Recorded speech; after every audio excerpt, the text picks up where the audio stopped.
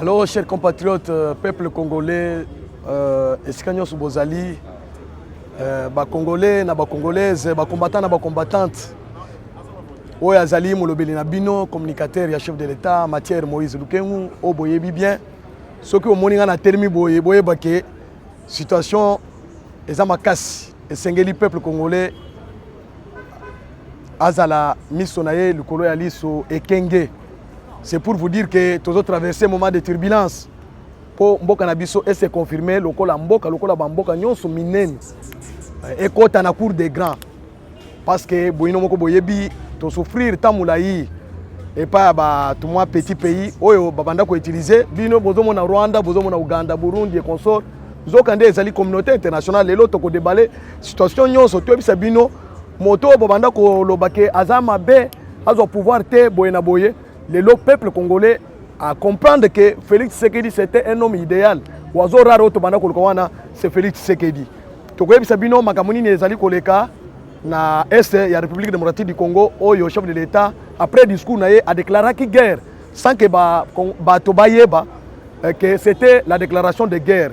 Oyo a mobilisé le peuple congolais ba jeune nyonso ya Congo ba oyo intérieur ba oyo extérieur et sikanyo so bazali bomoni mobilisation dengue simbi le peuple congolais maintenant a eu conscience que Bitumba eza contre Félix c'était Bitumba eza contre IDPS mais Bitumba eza contre Mboka na biso oyo nzamba pesa biso na biloko nyonso eza na kati ya mboka ezali Bitumba ya peuple congolais nyonso esengeli moto na moto asala ya effort na koyebisa bino bilan banda to bandi guerre na Rwanda na état poto za lelo matanga eza ebele na kati ya Rwanda ba généraux ebele bakufi bazana matanga James Kabare akaye kokunda lobby 5 généraux tokoyebisa bino masolo nyonso zoleka na politique ya communauté internationale oni akomi kobina kipelekesi tantôt tozana embargo te tantôt bozana embargo tokoyebisa bino le contenu ya makamoni ni ezali koleka na kati ya mboka Union européenne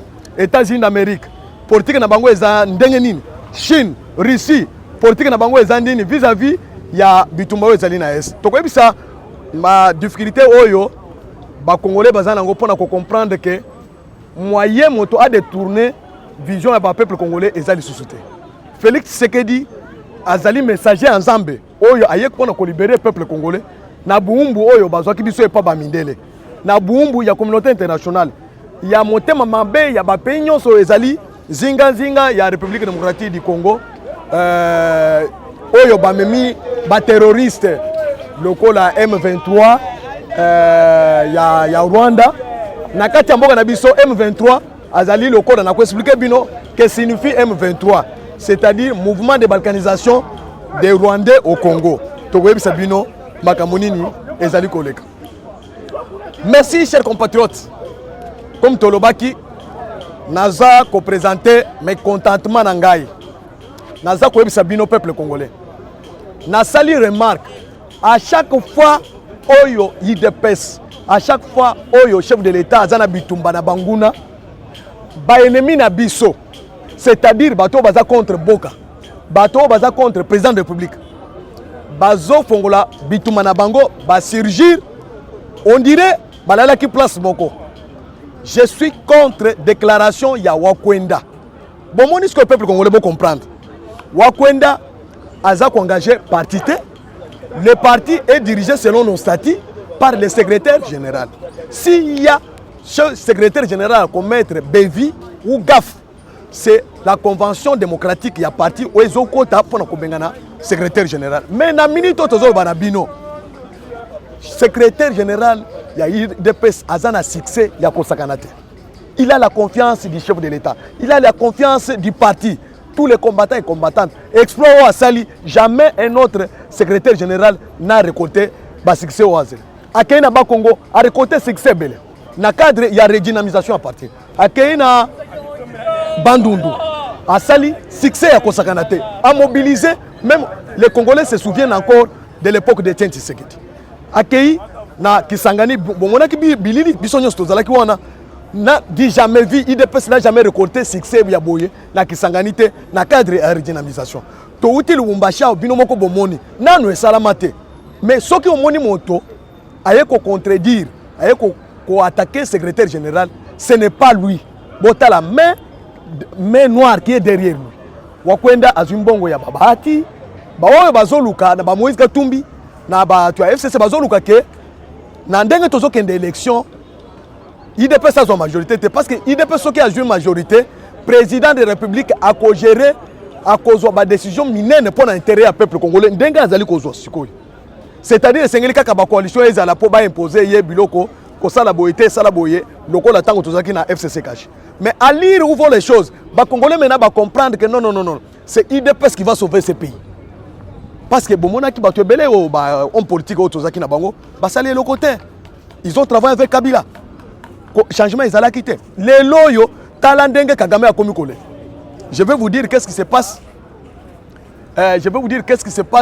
Na makambo oyo tozana ngo sikoyo na makambo etali succès ya parti. Nazali koyebisa binoke secrétaire général Mwana Bute aza d'abord confiance ya ba combattant na ba combattante structure nyonso ya IDPS eza simanaye.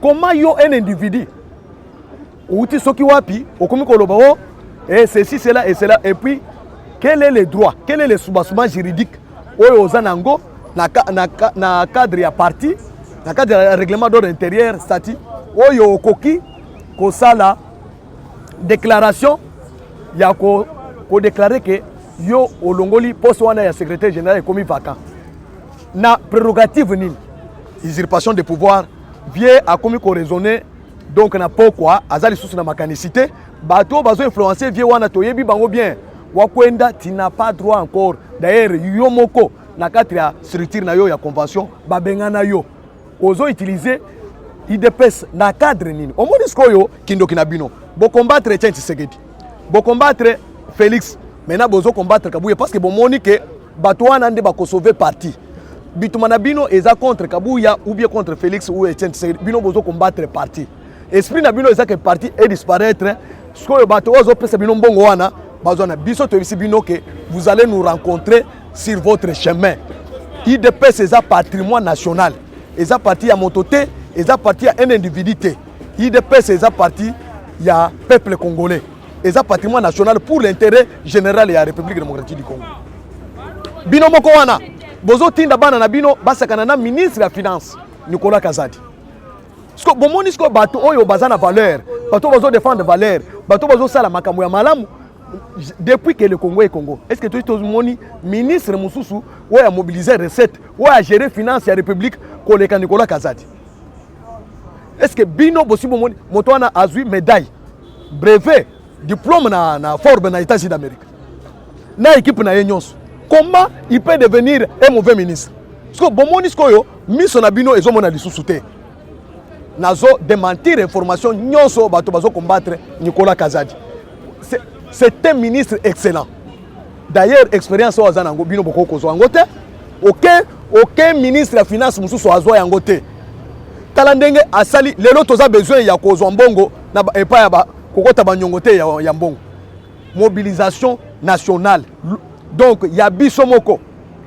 Peuple congolais a eu confiance ya kufuta mpako grâce ya gestion ya bonne gouvernance ya Nicolas Kazadi. Yo lo bake o Nicolas Kazadi ba pourcentage boy. Ceux qui boyent habiter dans le cadre du gouvernement, le premier ministre, aucun ministre ne peut pas engager les dépenses parce qu'il est ministre de la Finance, ministre de la Bidé boy na boy. Makamanyo so ezoloka na conseil des ministres. Gestion toza nango sikoyo. Eza différent na gestion ya mboka o ba gérer depuis kala. Vous devez retenir ça. Mboka na biso et comme na ela mususu oyo ba congolais il faut ba comprendre que to comme na gouvernance loko na ba États-Unis d'Amérique la Grande-Bretagne, les pays minés ne sont pas en gouvernance au Congo. La transparence est dans le Makamon. Bon, ce que côté, bazo yebsabi. Ministre Nicolas Kazadi a koki kosala kobo ya dépenses sociales était soki eza arrêté na katement. Mais ce que oyena likopa ya lukuta akozwa yango te. Na bisi binoti. Ce que oyena likopa ya mbongo ya ke olia et pas ministre Nicolas Kazadi ekoleka te. Boyeba. Un bon ministre, un bon gestionnaire de finances, c'est celui qui maximise les recettes et minimise les dépenses. Les longs boko oyo toza nango, ba infrastructure belé est réalisé na financement ya wapi. Ya Banque mondiale te ya ba communauté internationale te kaka ressources propres ya mboka na biso oyo ezouta na bataxe baimpôt bakongole bazofuta.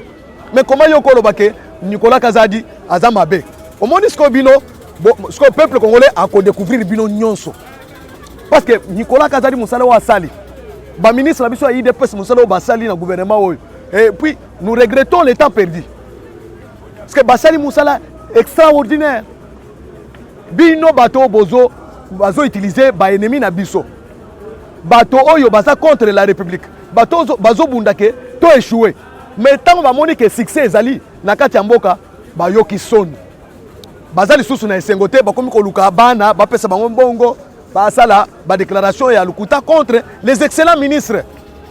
Je vous dis et je vous rassure que ministre Nicolas Kazadi a le soutien du président de la République. Ce qui est lobby tout le monde moyen tozu wapi eza ya mboka na biso mbele tozala na ministre lokola Nicolas Kazadi te ba armement oyo basombi oyo elingi uta wapi bomona ka sa déclaration na top Congo oyo memela kibino kipela kese bato ba entendre tango na telemaki awo bomoni ba mususu bakangi bango boyebi yango te na présidence. Comment il pouvait entendre Nicolas Kazadi moto asali musala de façon résultat autoza ngo tozala peuple congolais ta ya lukuta esili plan tant il y a démagogie ici. Nous avons maintenant l'obligation, les droits, il y a pour soutenir le gouvernement, il y a la République, pour soutenir le président de la République, pour soutenir nos forces armées congolaises, oyo, bazan avant en poupe, na minute oyo, armée ya Rwanda et Leli. De moni, communauté internationale j'ai na bango ezani. Ezalaki kocha Rwanda na Uganda liboso, to mona bango ke bango nde ba ennemi na biso. Zo kande oni Monisco azalaki awo. On donne maintenant la raison à Congolais, il y a Est. Oui, baboya ki Monisco. Que Monisco ndazo bundisa biso. Union européenne même. Ba européen pour na bango et sengeli mboka na biso. Etika la lokola mboka ya bato nyonso soki aye azui. Mais soki ba moni moto atelemeli mboka oyo a défendre intérêt ya ba Congolais na minere na biso pour na ba européen na oni ekonekate. Discours oyo chef de l'État asali na Assemblée générale ya Nations Unies. Oya yebisi fia pour exploiter minerai na ye akoki ko exploiter minerai na ye te pour ko préserver environnement ya humanité monde mobile babimisi yango te discours wana ezalaki guerre déclarée contre la communauté internationale.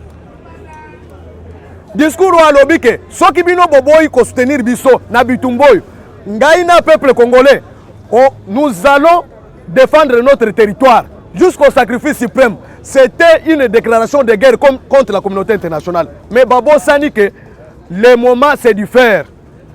En 1960 égale 2022. 2001 égale 2022. Makambo basalaki wana parce que le peuple congolais azalaki éveillé. Maintenant, aujourd'hui, le peuple congolais est éveillé. Toyebi que motozo défendre l'intérêt na biso ezali président de la République. Azo défendre l'intérêt à ba Congolais. C'est pourquoi mot d'ordre a lancé la mobilisation générale pour na bato bakota na forces armées va s'organiser pour surveiller mboka na biso ezui alire oya kosakana te ndezo sala bobangi maintenant na communauté internationale ba moni que soki Congo a telemi ba Congolais ba telemi na kolanda chef de l'État c'est-à-dire Rwanda ezate to ko ravager Rwanda bango ba yebaki te mais oué bato ba banda ko lo bato o dépassement budgétaire na présidence bazawa pilelo ba comprendre que dépassement budgétaire wana mbongo wana banda ko kende ko somba manduku ba charge de combat ba avion d'hélicoptère to tchaki nango na bamboka wana de façon que soki to tiawa armement to zaki nango état major to zaki nango ezalaki bato complice ya Kagame wa tchaki yao Kagame tchaki administration na ye sur le plan politique sur le plan sécuritaire na kati ya institution ya République démocratique Congo azo gérer Congo na musika mais na tant fati aye ayebisi bango que je vais déblonner le système bomonaki mabunda ntambo mwamba shadari ndenge basilikaka moya déblonnement ya système parce que ba comprenaki que non. Un individu ne peut pas débloquer le système dans la communauté internationale. Ce qu'on a zotuna, nani alobaki il faut dialoguer na M23. Na yebisaki bino combattant, peuple congolais. Na yebisaki bino boy. Omoni régime oyo tozana ngo sikoyo. Régime oyo credo nango ezali le peuple d'abord. Soki peuple congolais a se retrouver te, mundele intérêt ya mundele eko se retrouver te. Soki peuple congolais allié bien te afandi na kimia te mundele pe akofanda na kimia te carte eza bongo boye bango à partir ya lelo boye bango ke pas question ya dialogue Ceux qui sont politiciens, c'est l'élection. Ceux qui ont élection, que nous sommes la bilanga, que nous sommes la commerce, que nous sommes la makambo. Mais dans la minute où le Congo est entre les mains des Congolais, des pères et des mères. Makambo ya distraction les sous exact. Pendant la guerre, ceux qui ont en Ukraine, partis politiques ils ont fonctionné, tout va comme derrière le gouvernement. Mais yo zo la biso wa, on a opposé à nani? On opposé à Rwanda ou bien opposé à gouvernement. Maintenant ta ba traître ici. Comme chef de l'État, à nettoyer armée. Comme à nettoyer service de renseignement. Na minute oyo Rwanda a des informations sur soutien na Bitumba. C'est pourquoi on a succès au Tozanango. Tu récupères le territoire rebelle. Bientôt les lois. Après ceux qui m'ont dit qu'ils ont quotité. Oyo to sombi, oyo oni azobo ya yao. Na États-Unis na France. Tozobi sabango ke bakomona Congo yo na fenêtre kaka ndenge ba bisaki bango. Peuple congolais. Ennemi na biso yebaki ke azo profiter na divergence na biso. Maintenant ceux qui nous sommes unis, nous sommes plus que la bombe atomique. Na Vietnam, Amérique a quitté, ti les lois. Amérique a géré Vietnam té. Tant que Vietnam a boya ko sili sabiso nyos. Na minute mobilisation est au zénith parce que Bitumba yo ezali contre Félix était ezali contre IDPS ezali contre la République. Bande ko bazo ku fana estwana, baza ba congolais. Maintenant 5 généraux et Koufi. Maintenant vous avez vu comment monde mobimba ba komi ko tinda ba président, lobby 5 président baye. Lobby 5 président Baye, comme on sait, c'est le fait. C'est le fait, voilà. Bon, c'est parce que bon, on est fort d'essai à maintenir le Rwanda. Tant qu'on dit ça, les liens, bah, on est basé Koufa, communauté internationale lobby. Aujourd'hui, bon, baké. Ceux qui les lobbies, mandou qui n'a biso, on va commander na fort d'essai. On va gagner na 0 et yété. Bon, baké, nous allons nous mobiliser comme tout un peuple. Congo mobile, dans 26 provinces, dans le territoire, na biso nyonso, 145 territoires. Nous allons mobiliser comme un seul homme pour défendre ma belle Nabiso. Et puis le Congo sera ingouvernable. Ce qui est bon, mais Kabilo Konabino. Chasse Labino, bon, Sakana qui n'a pas de Konabiso en 1960. Bon, on Laurent disait Kabila parce qu'il a terminé le Rwandais. Nous avons des Rwandais et la communauté internationale. Maintenant, tout le monde a conscience, il y a un peuple congolais. Et si on alliés, Bitumbo est en Mboko, est en Est. Quand c'est pélaté parce qu'ils sont en Est. Et comme il na Congo, Kalamingi Soge côté, nous allons regretter. Tout soutenir le président de la République, tout soutenir Bampinga Nabiso, ba nettoyer ba étranger nyos bazali sous l'armée. Général Otozana chef d'état-major, na sous chef d'état-major, bazali ko travailler musala kitoko. Tozui maintenant armement oyo, tozala ki nango posa pour la neutraliser petit Rwanda. Maintenant toningi to mona maintenant qui est derrière Rwanda abima menace ko Liban. Distraction et sili. Et nous sommes prêts à côté de Misamaka Munyos na ba étudiant. Na ba élève biso nyonso tokei na front toyeba ke bitumba yo boko gagner biso na ndenge nini mabelo nzamba pesa biso Félix aboyi teke communauté internationale et ko exploiter minerai alobi ke soki bolingi boya peuple congolais a se retrouver gagnant gagnant. Où est le problème? Chine azaliao, Russie azaliao, biso toza pays non aligné toko dépendre na dictat ya Europe te que bino boko collaborer n'importe quel pays. Non, toza la droit de collaborer avec les pays nyonso. Égypte azali aux grande puissance militaire, allié aux États-Unis d'Amérique. Azo somba mandu qui na Russie. Mais ya biso ezo pesa bino kanandeni. Bino bolinga ki Congo etika la kaka faible pour bomone la ba congolais. To boy, peuple congolais, que ça soit la diaspora, il y a États-Unis d'Amérique, il y a Europe, bon se soulever moment yangoy. To kozwa lisusu chance ya boité. Comme tozui armée, il y a ba congolais de père et de mère, ba infiltrer nyonso, ba tie bango libanda. To saisir l'opportunité. Mboka mboka, c'est l'armée. Ceux qui sont dans l'armée, c'est minéraux, le Congo est le scandale. Toko vivre en côté. Et qu'on a au détriment ya Bamindele. Angola yango. Pembeni atango bengana ka Monisco. Na Angola, lelo bazala kimia non. Mais bino bazaka distraction à lukuta, tribalisme neki. Est-ce que basoda bazobunda kuna bazala tribalisme? Bazobunda na kombo ya mboka. Na minute bidé na biso ezomata. Tant que moni que bidé ezomata, to soki to exploiter pétrole, RDC ko comme na bidé à 100 milliards. Dans 2 ans, c'est-à-dire la communauté internationale est louki par tous les moyens et de stabiliser RDC pour la vision de la biso nyonso, mbongo nyonso ke ndekuna social ya peuple congolais zalate. Est-ce que congolais yo zone di mayango? Ozomona lokola théâtre. Ba kotili ba ennemi ti na présidence pour ba chef de l'état, bino bolali. Et bien, vous connaissez que ceux qui sont de l'État à Koufi et qu'on a un intérêt à Congolais. C'est un intérêt à Bamindele, non? Tu perdre Patrice Emery Lumumba, tu perdre Laurent Désiré Kabila. Biso to gagné, mais Bamindele va gagner, non? Batouate minéraux biso en désordre. Ba infiltrer armée na biso à travers Joseph Kabila. Na ba étranger, le James Kabare azalaki chef d'état-major. Lobby tomoni azokunda 5 généraux ya Rwanda. Ba kufeli nini? Ba Rwanda aloba. 5 généraux. Oyo matanga eza na Rwanda bakundi bango lobby. Ba kufeli nini? Babeli diarrhée. Babeli sida. Balo babantu ala bakufeli wapi? Biso tokonyata na Kigali. Nous allons imposer, comprendre, communauté internationale comprendre. Nous avons aussi des alliés. Les républicains démocrates, Baza Simanabiso. Ba pays, Oyo, va comprendre qu'il faut collaborer avec la RDC des nations égales. Bazali, la Russie, la Chine.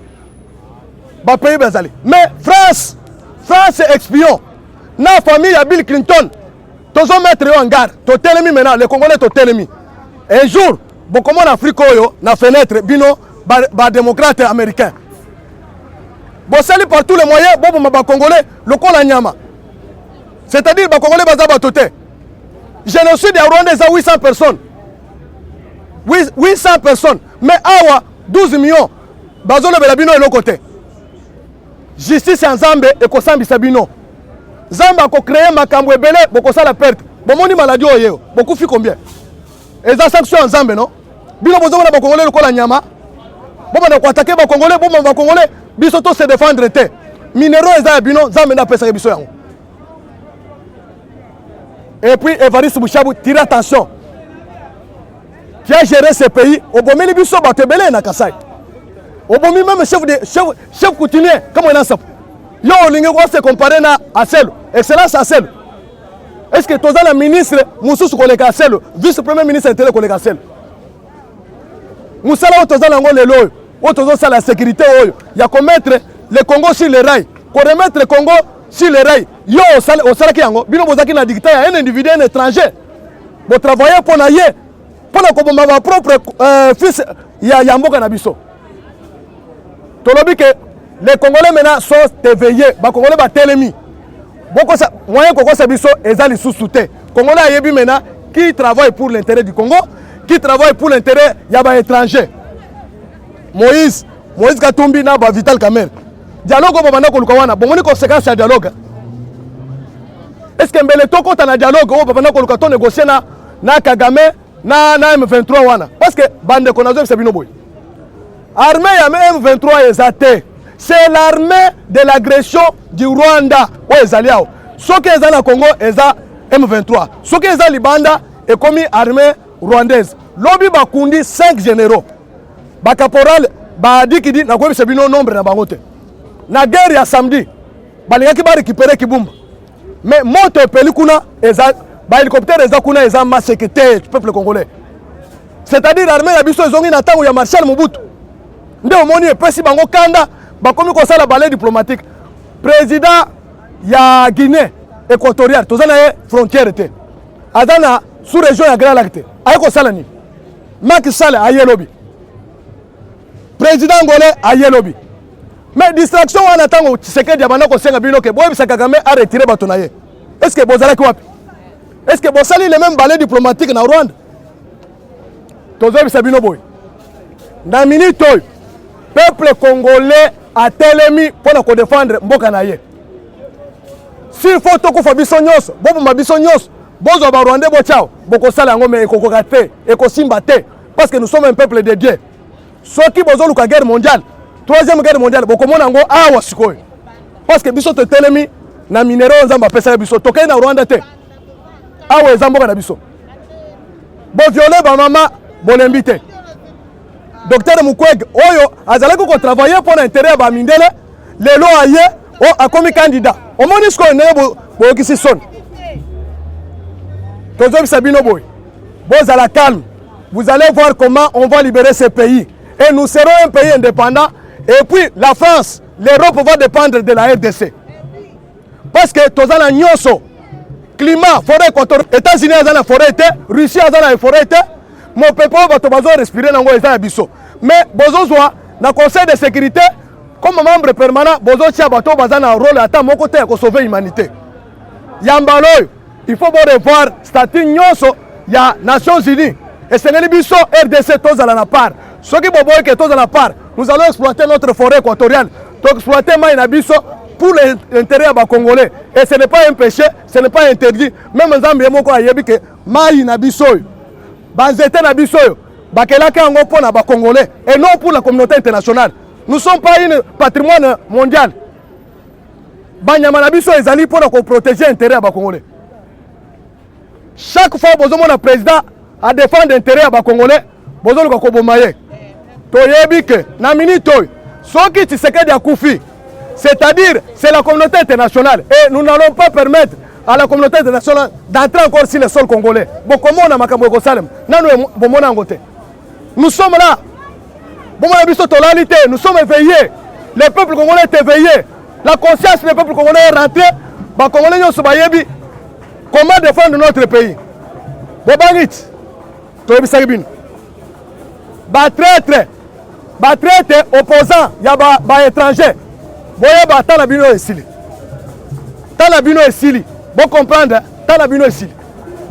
Tant de distractions ils allaient soutenir. Maintenant nous allons défendre Mabele na biso ba Congolais. Toboy distraction na bino wana. Biso toza na bitumba na front, bino bozoluka élection. Élection ya kokenda ngwapi?